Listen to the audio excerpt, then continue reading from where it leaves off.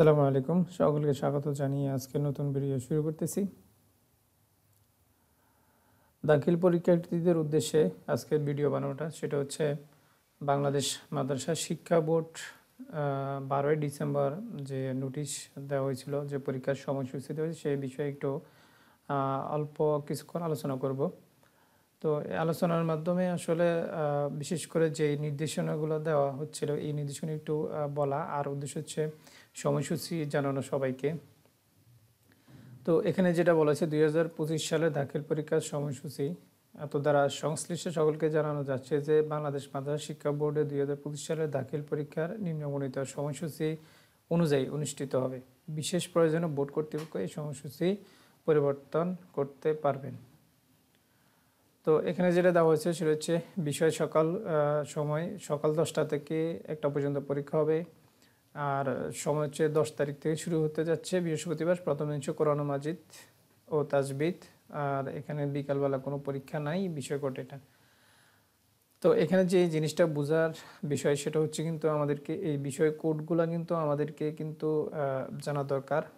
আর হচ্ছে যে আমি যেই জন্য বিশেষ করে এই ভিডিওটা বানানো, অনেকেই হয়তো জানা না, যে অনেকেই হয়তো ফেল করেছেন বা কোন বিষয়ে আছে এই বিষয়গুলো কিন্তু আমাদের সহজে কিন্তু এই বিষয়গুলো দেখেই কিন্তু আমরা বিষয়গুলো আমরা নির্বাচন করতে পারবো।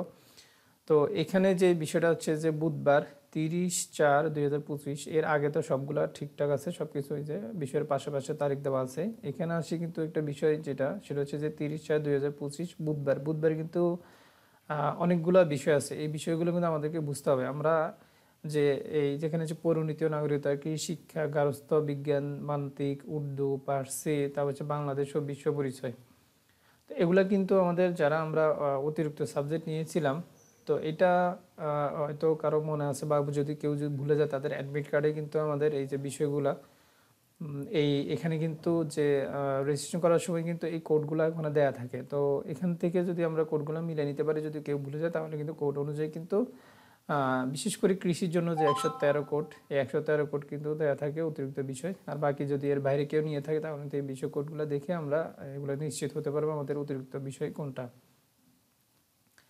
তারপরে এখানে যেটা এই যে এখানে বিজ্ঞান গ্রুপের এবং সাধারণ গ্রুপের দুইটা বিষয় একসাথে দেওয়া আছে 4 তারিখ। এই যে ইসলামের ইতিহাস ও পদার্থবিজ্ঞান, এগুলো কিন্তু আমাদেরকে খেয়াল করতে হবে, এগুলো যেন আমরা কোনো সমস্যা যদি না হয়। এই যে মঙ্গলবার যেটা আছে 6/5/2025, এই যে রসায়ন, তারপর হচ্ছে তাজবিদ, তারপর হচ্ছে এখানে তাজবিদ হিফজুল কোরআন, এই বিভাগের এখানে 3টা বিষয় দেওয়া আছে। আর 7 তারিখে আছে একটা, তারপরে এগুলা 12 তারিখ পর্যন্ত সব কিছু ঠিকঠাক আছে। এরপর হচ্ছে ব্যবহারিক পরীক্ষা। এখানে পরীক্ষা কেন্দ্রে এখানে বলে দেওয়া আছে যে এই যে 14/5/2025 হতে 18/5/2025 পর্যন্ত এই সময়টা দেওয়া আছে। এই সময়ের ভিতরে যে কোনো একটা দিন এখানে ব্যবহারিক পরীক্ষাগুলো অনুষ্ঠিত হবে। যাদের যে ব্যবহারিক আছে, ব্যবহারিক এইগুলা মৌখিক সহ সকল কার্যক্রম এই দিনগুলোর ভিতরে কিন্তু শেষ হবে। আর বিশেষ করে যে বিষয়টা সেটা হচ্ছে বিশেষ নির্দেশনাবলী। এখানে কতগুলো নির্দেশনা, 14টা। এই 14টা নির্দেশনা আমাদেরকে ভালো করে কিন্তু একটু পড়ে যেতে হবে। অনেক নির্দেশনাকে দেওয়া আছে, আসলে সবগুলো পড়া সম্ভব না, ভিডিও অনেক বড় হয়ে যাবে। তো আপনারা এটা ভালো করে একটু দেখে নেবেন এবং কি পড়ে নেবেন এই নির্দেশনাগুলো। এগুলো অনেক কিছু জানার আছে, অনেক তথ্য এখানে দেওয়া থাকে। প্রতি বছরেই কিন্তু কিছু না কিছু নির্দেশনা আপডেট হয়। তো তারই ধারাবাহিকতাভাবে এবারও দেওয়া হয়েছে। প্রায় 14টা নির্দেশনা আছে। 14টা নির্দেশনা কিন্তু এখানে কিন্তু দেওয়া আছে, এগুলো পড়ে নেবে। এখানে এই নির্দেশনাগুলো শিক্ষার্থীদের বেসও আছে এবং কি কেন্দ্র বা শিক্ষক এদের সবাইকে উদ্দেশ্য করে কিছু নির্দেশনা দেওয়া আছে এখানে।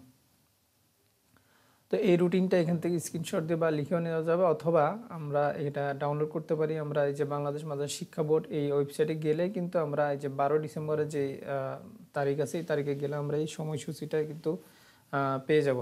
আমরা এই যে এখানে যে রুটিনটা সেটা পাওয়া যাবে, বা এখানে যে অ্যাড্রেস দেওয়া আছে www.ebmeb.gov.bd, এই অ্যাড্রেসে ঢুকলে কিন্তু আমরা এখানে পেয়ে যাব। তো ভিডিওটি ভালো লাগে অবশ্যই বেশি বেশি করে শেয়ার করে দিবেন। তো আজকে এই পর্যন্তই, সবাই ভালো থাকবেন। আল্লাহ হাফেজ, আসসালামু আলাইকুম রহমতুল্লাহ।